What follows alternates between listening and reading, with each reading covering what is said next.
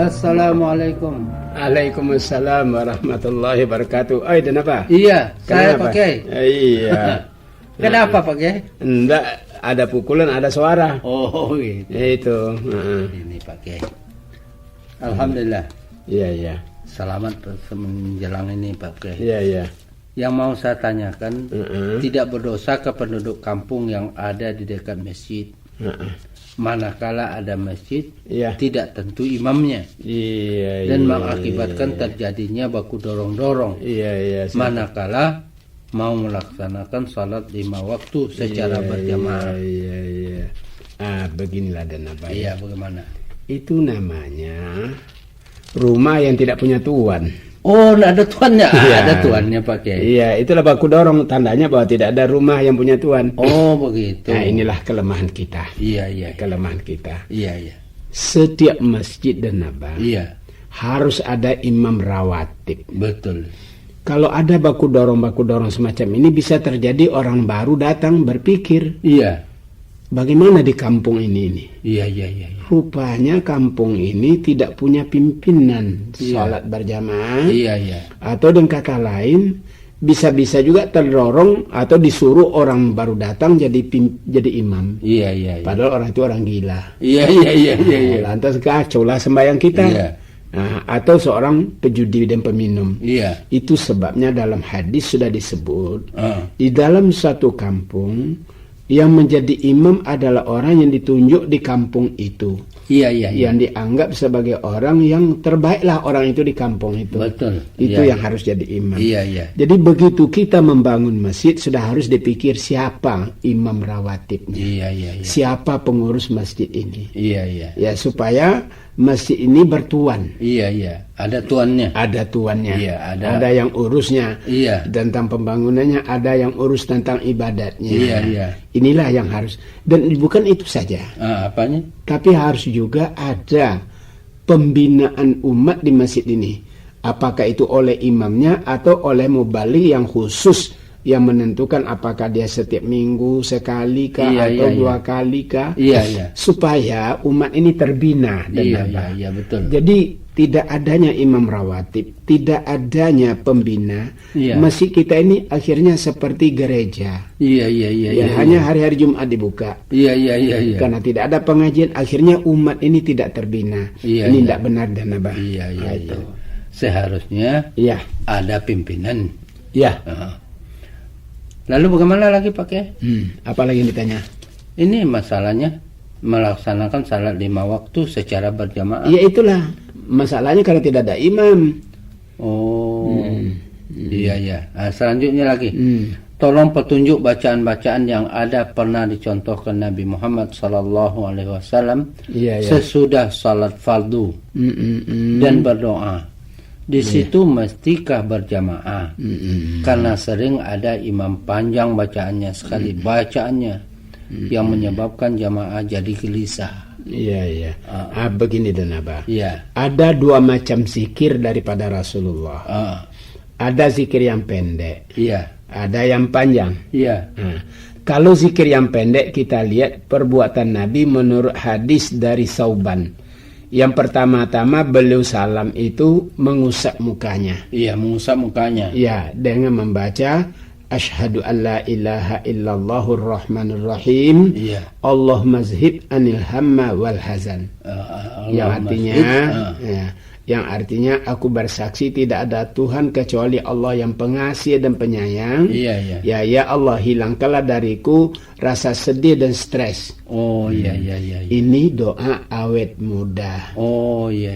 Jadi kalau mau awet muda dan abah, selesai salam diusap mukanya. Oh iya, diusap mukanya. Ya, dibaca itu doa. Iya. Asyhadu an la ilaha illallahur rahmanur rahim. Allahumma zhib anil hamma wal hazan. Iya. Mau dan abah awet muda? Iya, mau saja. Baca itu. Oh iya. Mau dibaca? Maukah dibaca? Sudah. Sudah, nanti kita baca. Itu. Jadi kita awet muda kalau dibaca itu doa. Iya. Kalau yang tua, awet tua. Bagaimana orang awet tua pakai? Iya, sama dengan ikan asin. Oh. Ikan asin awet tua itu. Iya. Begitu dan abah. Sekarang itu yang pertama dulu. Iya, iya. Sesudah itu baru Nabi membaca astagfirullah 3 kali. Iya, astagfirullah. Nah, sesudah itu dibaca Nabi berdasarkan hadis Muslim, Allahumma antas salam wa minkas salam tabarakta ya zal jalali wal ikram. Itu dibaca Nabi, ya. Sesudah itu barulah dibaca la ilaha illallah 3 kali. Iya, la ilaha illallah. Nah, sudah itu dia baca ya Allahumma la mani alima ataita wa la mu'tiya lima mana'ta wa la yanfa'u zal jaddi minkal jaddu.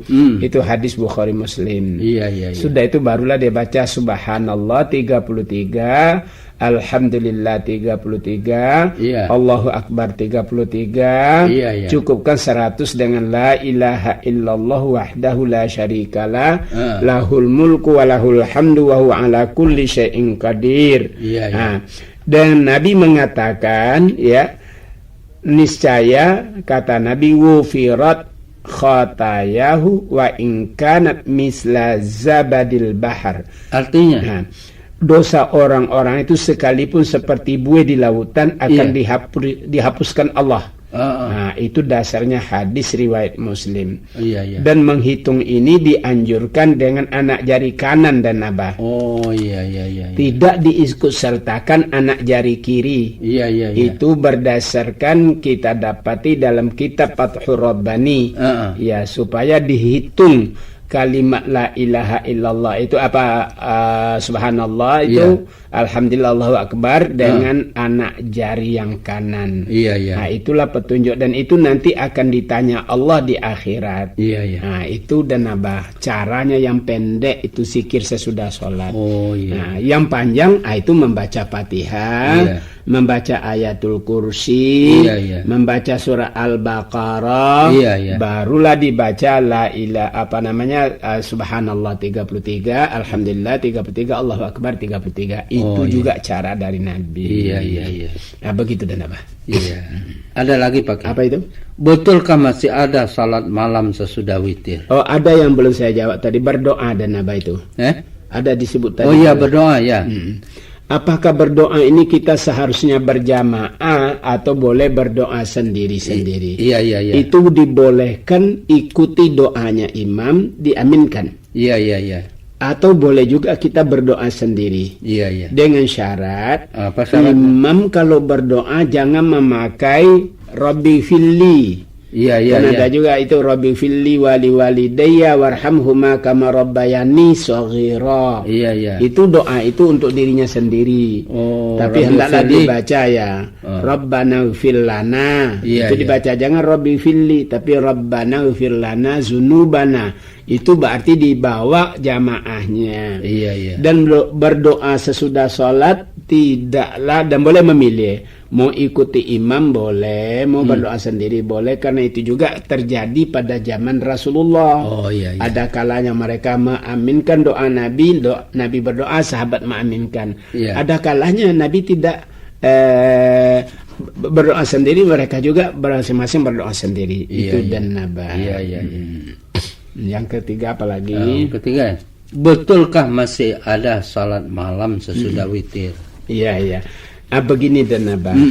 Nabi sudah mengatakan tidak ada lagi sholat sunat sesudah sholat witir. Oh, iya, iya. Kalau kita sudah sembahyang witir, tidak usah lagi sembahyang sunat. Iya, betul. Oh, iya, iya. Jadi, dan kalau toh kita sholat sunat mesti ditutup witir lagi. Oh, iya. Karena witir penutup dari sholat sunat kita. Iya, iya, iya. Nah, sekarang dan Nabah, jadi yang ada sesudah sholat sunat witir itu hanyalah sholat sunat fajar. Oh, iya, iya. Dan fajar itu dua macam.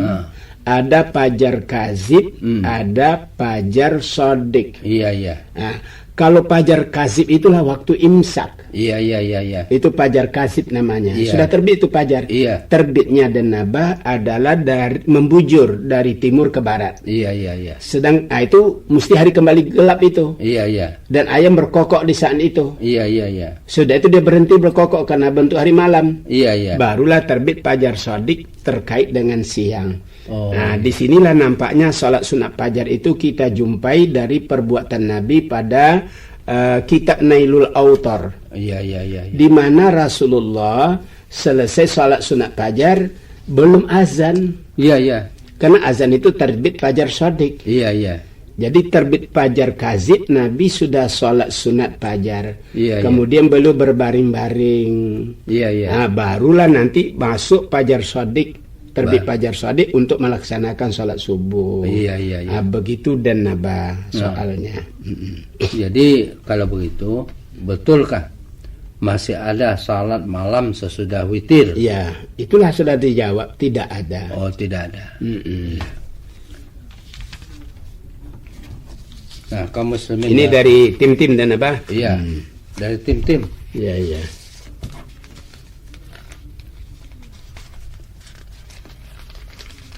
Nah, ini pertanyaannya Pak Kiai. Dari mana itu dan apa? Bolehkah Al-Quran surat Al-Baqarah ayat 2 ayat 85 diganti dengan hudan lil muslimin? Oh iya. Nah, jawabnya dan apa, Quran itu tidak boleh digantikan. Iya. Kalau hudalil mutakin ya lil mutakin, jangan hudalil muslimin. Iya. Atau hudalil mukminin tidak boleh. Oh, nah, iya. itu. Itu sudah konsep aslinya. Iya. Dalam Al-Quran katanya. Lantas mau diganti hudal lil muslimin diganti dengan hudal muttaqin. Ya, bukan hudal mutakin diganti dengan hudal lil muslimin. Iya. Itu tidak boleh. Iya. Apalagi. Yang kedua, siapakah yang bertugas bertanggung jawab atas penyampaian Al-Quran? Iya, tentu yang menerima. Iya. Yang Siapa yang menerima? Nabi Muhammad. Nah, Nabi Muhammad. Nabilah yang diperintahkan menyampaikan Al-Quran ini kepada umat manusia, termasuk bangsa jin. Oh, nah iya, itu dan nabah. Apakah jin itu pakai Quran juga? Oh iya dan nabah. Oh iya. Nah, dia mendengarkan Nabi Muhammad membaca Al-Quran, kan itu turun surat jin. Oh. Ada dalam Quran satu surat bernama surat jin. Iya. Nabi membaca Al-Quran, jin-jin itu mendengar semua sampai mereka menyatakan diri beriman dan percaya kepada Allah Tuhan yang Maha Esa. Iya, iya. Nah, begitu dan nabah. Yang ketiga lagi pakai Alkitab dalam Al-Quran surat Al-Baqarah ayat 2, surat Ali Imran yang ketiga ayat 3, surat Al-Ankabut ayat 45 dan surat As-Sajadah ayat 52, ayat 2 dan lain-lain. Apakah maksudnya Al-Quran, Pak Kiai? Iya. Apa maksud kalimat Alkitab di dalam Quran? Iya. Pada ayat surat-surat yang tersebut itu. Iya. Maksud Alkitab itu adalah Al-Quran. Iya, iya. Bukan Injil, bukan Taurat yang dimaksudkan Alkitab pada ayat itu. Iya, tapi yang dimaksudkan adalah Al-Quran itu sendiri. Al-Quran itu tapi sendiri. di dalam ayat itu disebut Zalikal Kitabu. Iya. Nah, demikian Alkitab. Iya. Maksud Alkitab itu adalah Al-Quran. Iya. Ya, supaya tidak ragu-ragu dan apa. Iya, iya. Ada lagi Pak Kiai. Dapatkah Allah menetralisir apa merealisasikan ya? Ada yang terdapat di dalam Al-Quran. Apa yang terdapat dalam Al-Quran? Itu dan naba bukan Tuhan yang merealisasikan, tetapi manusia diperintahkan untuk menjalankan dan merealisir ayat-ayat Al-Quran dalam kehidupan mereka. Bukan Tuhan. Karena itu manusia sebagai khalifah wakil Tuhan melaksanakan perintah-perintah Tuhan ini di bumi. Itu maksudnya dan naba. Selesai mi? Apa lagi? Yang keenam, yang selanjutnya, apa? Dapatkah organisasi Muhammadiyah menerima zakat mal untuk kepentingan organisasi tanpa harus membagikan kepada 8 asnaf? Nah, Muhammadiyah sebagai amil zakat dapat saja menerima zakat dan nabah. Dan membaginya tentu kepada amil, kepada yang mustahak.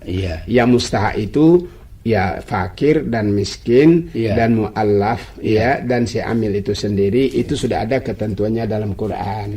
Jadi bukan untuk dirinya dan nabah, tapi sebagai mewakili masyarakat dalam mengumpulkan zakat yang akan dibagi-bagi kepada umat itu dan nabah. Oh iya.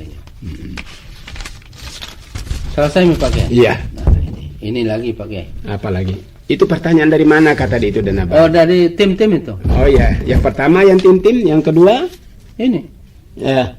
Muhammad Arsyad Tuntu. Tutu atau Tuntu? Tutu. Dari manakah itu? Tadi tim-tim. Bukan dan Abah. Nih. Iya. Oh, Takalar. Kabupaten Takalar. Tim yang pertama tadi. Oh iya. Nah, itu. Ini lagi. Apa? Dari mana lagi itu? Ini dari Nur Hidayatullah. Dari mana Hidayatullah itu? Itu dilihat suratnya. Dari mana ini? Dari Balang Ngangke. Iya, ini. Bagaimana? Saya sangat terkesan dengan munculnya wanita pejantan. Wanita pejantan. Iya. Ada lagi ini. Ada wanita pejantan. Dapat bermain sepak bola. Iya. Yang sementara mulai tumbuh di Indonesia. Yang saya anggap ini merupakan suatu sudah bukan sebagai kodratnya. Yang ingin saya tanyakan bagi saya, apakah ada memang perintah Nabi Muhammad perbuatan demikian? Mohon penjelasan. Kalau ada dalilnya, mohon pula. Kalau dilarang, bagaimana pula bunyi dalilnya? Masalah wanita main bola. Iya. Nah itu dan apa ya? Main bola. Pemain bola, ya pemain badminton, pemain tenis dan lainnya. Iya. Apalagi nanti wanita pemain tinju. Iya, mungkin juga. Iya akan terjadi. Iya, mungkin, semuanya mungkin dunia ini berkembang kan. Jadi akan terjadi wanita pemain tinju, pemain bola, angkat besi sudah ada. Iya. Wanita angkat besi sampai juara dunia, bukan lagi juara Indonesia dan apa. Begini, masalah berolahraga jelas Islam membenarkan. Iya. Sehingga Nabi dengan Aisyah pernah berlari dan apa? Pernah berlari pagi. Iya. Coba bayangkan, selalu Nabi kalah. Oh, Aisyah lebih cepat ya? Lebih cepat karena waktu itu badannya kecil. Iya. Tetapi setelah dia gemuk, dia kalah. Oh, Aisyah kalah. Aisyah kalah. Nabi bilang, ayo lari. Dia bilang, saya sudah sesak napas karena gemuk. Itu penjelasan adanya. Jadi kalau lari itu kan olahraga dan apa? Betul. Tapi sekedar untuk kesehatan. Iya, betul. Bukan untuk profesional. Iya. Nah, inilah sekarang bahwa dengan banyaknya ya wanita bertugas di luar rumah tangga.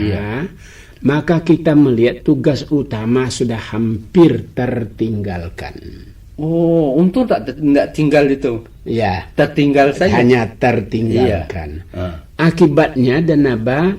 Sebab tujuan daripada kehidupan seorang ibu barangkali tidak kalah beratnya dengan pekerjaan seorang bapak. Betul.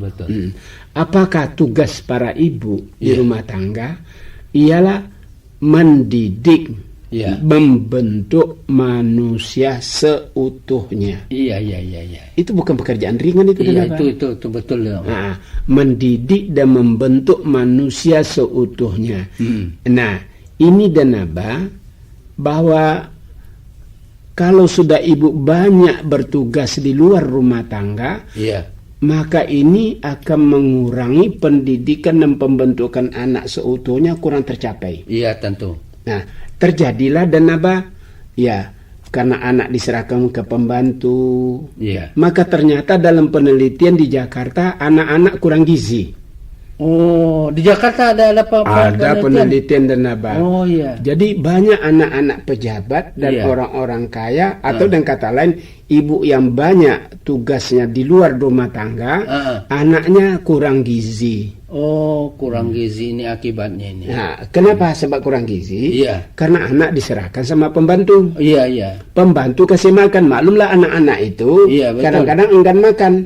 Karena enggan makan, karena pekerjaan pembantu banyak, maka pembantu yang makan makanannya anak-anak. Oh. Iya. Akhirnya pembantunya gemuk-gemuk, anak-anaknya tidak bergizi. Iya. Akibat daripada banyaknya ibu-ibu tugas keluar. Ini hakikat ayat waqarna fi buyutikunna.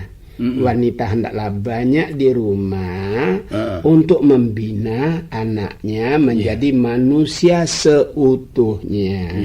Kalau sudah terlalu banyak di luar, anak diserahkan sama pembantu, satu, penanaman kasih sayang anak dan orang tua akan berkurang. Dan itu membuat anak itu nanti sadis. Dan membuat anak itu brutal. Betul. Apakah ini tidak kita alami sekarang? Dan sering-sering kita selalu, atau bapak-bapak kita selalu mempidatokan agar ibu membantu suaminya dalam tugas-tugasnya. Tidak pernah diminta bapak-bapak membantu ibu-ibu dalam tugasnya. Coba ada menabah dengar itu pidato-pidato sekarang. Selalu ditekan supaya ibu-ibu selalulah siap bertugas membantu para suaminya dalam tugasnya. Tapi tidak pernah bapak-bapak supaya siaplah membantu ibu dalam tugasnya, membentuk anak manusia seutuhnya. Akhirnya manusia seutuhnya tidak tercapai karena ibu membantu bapak banyak di luar rumah tangga. Inilah yang kita alami. Ada yang main bola, ada yang badminton, ada yang angkat besi. Akhirnya tugas-tugas ke rumah tanggaan yang menjadi tugas pokoknya sudah ketinggalan. Nah, dengan alasan emansipasi. Sebenarnya emansipasi bukan hal yang dilarang oleh agama. Bisa saja ada wanita karir. Tetapi jangan lupa tentang tugas pembinaan anak seutuhnya. Jadi walaupun dia agak kurang dapat menemani anaknya, tetapi pertemuannya dengan anak itu harus berkualitas. Walaupun sedikit waktu asal berkualitas. Disinilah. Nah, dapat ditandai sekarang dan nabaya. Kalau saya katakan barangkali agak kasar kalimat ini. Saya mengatakan bila ada anak kalau makan dengan tangan kiri pertanda bahwa ibu kurang melaksanakan tugasnya di rumah tangga. Betul. Kenapa sampai anak memakai tangan kirinya makan? Di mana ini ibu? Barangkali ibu keluar, pembantunya biarkan saja. Nah, begitu juga anak yang panjang-panjang kukunya pertanda bahwa ibu kurang bertugas. Atau kurang menjalankan tugasnya. Nah, begitu juga kalau anak ini tidur dengan kaki kotor. Atau bajunya kotor dipakai. Atau alat-alat sekolahnya berserakan. Pertanda ibu belum menjalankan tugas sepenuhnya. Nah, itu akibat dari mana? Barangkali ibu terlalu banyak keluar. Nah, jadi sehingga anak ini tidak terkontrol. Dan anak tidak juga mendapatkan kasih sayang kalau pulang dari sekolah. Dia ingin bertemu dengan ibu tidak ada. Di mana ibunya? Nah, inilah dan naba menyebabkan anak nanti bila kurang mendapatkan kasih sayang, maka dia bisa terjadi anak itu sadis. Nah, itu dan naba. Selesai pakai. Masih ada lagi satu pertanyaan barangkali. Bagaimanakah hukumnya kepada wanita yang memakai wangi-wangian pada saat bulan Ramadan? Yang sementara orang menjalankan ibadah puasa. Dan ini sering saya jumpai di kalangan masyarakat. Mohon penjelasan. Begini dan Abah. Masalah memakai wangi-wangian ke masjid. Pokoknya sembarang. Kalau memakai wangi-wangian di rumah itu diperintah dan Abah. Tapi kalau ke masjid, laki-laki diharuskan memakai wangi-wangian ke masjid. Disunatkan. Laki-laki. Terutama sholat Jumat. Iya. Jangan baju olahraga dipakai. Nanti ada kipas angin, baunya itu yang sesudah SKJ melimpah kiri kanan baunya. Tapi karena itu disuruh wangi-wangian. Tapi kalau wanita tidak boleh ke masjid pakai wangi-wangian. Karena dia memang sudah wangi dan sudah harum. Begitu dan Abah. Itu ceritanya. Jadi begitu Pak. Dan Abah. Jadi saya rasa itulah nurul hidayatullah. Pertanyaan Anda. Saya rasa Pak Kiai cukup sampai sekian. Assalamualaikum warahmatullahi wabarakatuh. Waalaikumsalam warahmatullahi wabarakatuh.